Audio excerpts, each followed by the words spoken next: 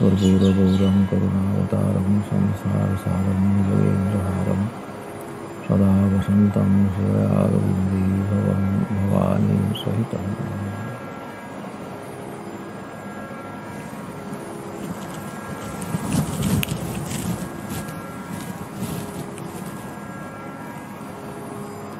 তাহলে ঠাকুরের যে রচনা বলি তা আমরা দেখি যে ১৫০ শতাধিক তার গ্রন্থ রয়েছে এবং সেগুলি নানান ধারায় অবতরণ করেছে। ঠাকুরের গ্রন্থগুলির কে শ্রী ভূমানন্দ দেব তিনি বেদের মতোই অপৌরুষেয় বলে ঘোষণা করেন। তার অন্তরালে যথেষ্ট যুক্তি আছে। শুধু ভাবাবেগ থেকে তিনি এই কথা বলেননি। তিনি প্রথমত যা বলেছেন সমস্ত অনুভব করে বলেছেন এবং তারপরে তিনি তার সেই অনুভূতিকে যুক্তির দ্বারা প্রতিষ্ঠিত করেছেন। ভূমানন্দ দেব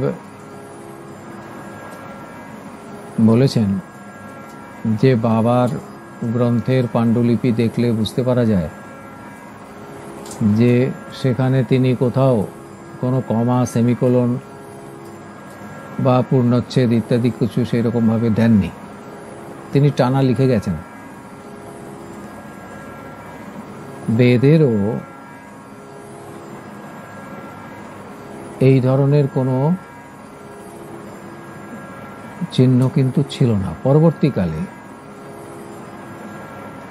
এগুলিকে পাঠের এবং বোধের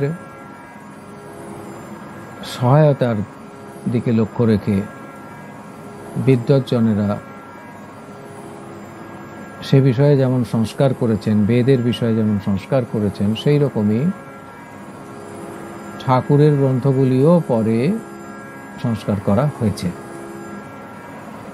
ঠাকুর স্বয়ং তার রচনা সম্বন্ধে বলেছেন যে সেগুলি হচ্ছে অবতরণ।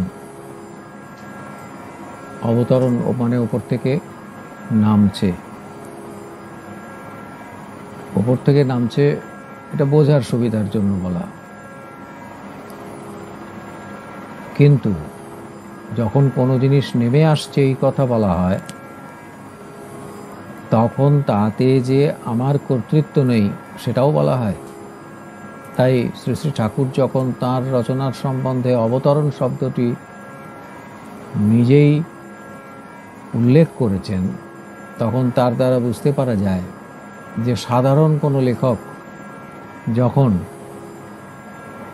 লেখনী ধারণ করেন তখন তিনি তার মেধা, বুদ্ধি, প্রতিভা ইত্যাদির সহযোগে তার রচনাবলী প্রস্তুত করেন। কিন্তু শ্রী শ্রী ঠাকুর এই রকম কোনো প্রযত্ন ছাড়াই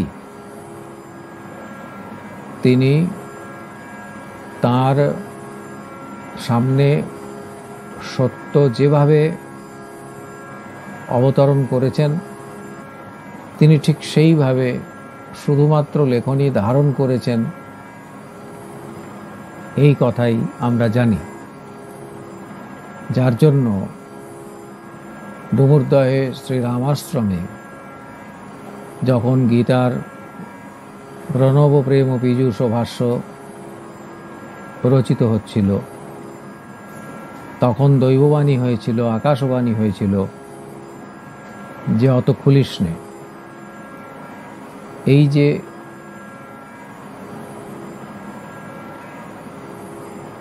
তিনি যন্ত্রের মতো এই দৈববাণী তা প্রমাণ করে যে স্বয়ং সত্য তিনি অবতরণ করছেন তার লেখনী মুখে, এবং সেখানে তিনি কোনো কর্তৃত্বের অভিমান রাখেননি। নামামৃত লহরী গ্রন্থে তিনি নিজে বলেছেন যে তিনি হচ্ছেন যন্ত্র। এছাড়া শ্রদ্ধেয় শরণানন্দজি তার যে সীতারাম লীলা স্মরণে গ্রন্থের দ্বিতীয় খণ্ড, তাতে আপনারা দেখবেন যে শ্রী শ্রী ঠাকুর নিজেকে যন্ত্র বলে উল্লেখ করছেন, কারণ এই যন্ত্রত্ব লাভ করাই হচ্ছে সাধনার চরম স্তর। কর্তৃত্ব রহিত থাকা, এটা হচ্ছে সাধনার খুবই উচ্চ স্তর। ঠাকুরের এর কোনোটাই হবার কোনো প্রয়োজন নেই, কিন্তু তিনি যখন এইভাবে নিজেকে যন্ত্র বা তার রচনাগুলিকে অবতরণ বলে চিহ্নিত করেন, তখন সেটি সাধারণ জীবকুলকে শেখাবার জন্যই করেন যে এই ভূমিটাতে পৌঁছাতে হবে, এটি হচ্ছে লক্ষ্য। ঠাকুরের রচনাবলী বেদের ঋষিরা যেমন নিজেদের কর্তা বলে কখনো বলেননি, তাদের পরিচয় দেওয়া হয় যে তারা হচ্ছেন দ্রষ্টা। দ্রষ্টা মানে তারা মাত্র দেখেছেন। কি দেখেছেন? সত্যকে যেভাবে দেখেছেন। তাই ঠাকুরও কখনো নিজেকে কর্তা বলেননি। এই জন্য আমরা ভবানন্দ দেবের যে নির্দেশ, যে বাবার রচনাগুলি বেদের মতোই অপৌরুষেয়, অর্থাৎ কোনো মানুষের দ্বারা লিখিত নয়, তাহলে তিনি যে আমরা আমাদের মতো এই মর্তলোকের যে শরীর ধারণ করেছিলেন, আমরা তাকে একরকম করে জানতে পারছি, দেখতে পাচ্ছি, তিনি লিখছেন, তিনি পড়ছেন, অথচ তিনি লিখলেন না। তিনি কর্তৃত্ব রহিত হয়ে লিখেছেন। তিনি সমস্ত অভিমান শূন্য অবস্থায় লিখেছেন, যোগস্থ অবস্থায় লিখেছেন, এবং সেই লেখা সত্য তার কাছে যেভাবে অবতরিত হয়েছে ঠিক সেইভাবেই তিনি তাকে শুধুমাত্র বর্ণনা করে গেছেন।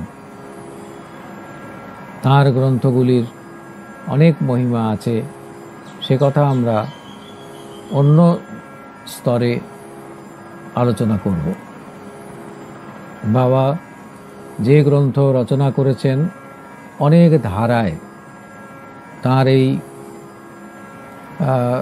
গ্রন্থ গদ্যে পদ্যে, এবং তার মধ্যে প্রবন্ধ, নিবন্ধ, রম্যরচনা, নাটক এবং ইত্যাদি নানান ধারায় সেই লেখাগুলি বিস্তৃত হয়েছে। ঠাকুর তার গ্রন্থগুলি এইটি আমি রচনা করব এই রকম ভাবনা করে কিছু লেখেননি। যখন ধর্ম সংস্থাপনের প্রয়োজনে যা প্রকাশিত হবার কথা রয়েছে তার লীলায়, সেই সত্য ঠিক সেই সময়ে তার লেখনী মুখে প্রকাশিত হয়েছেন।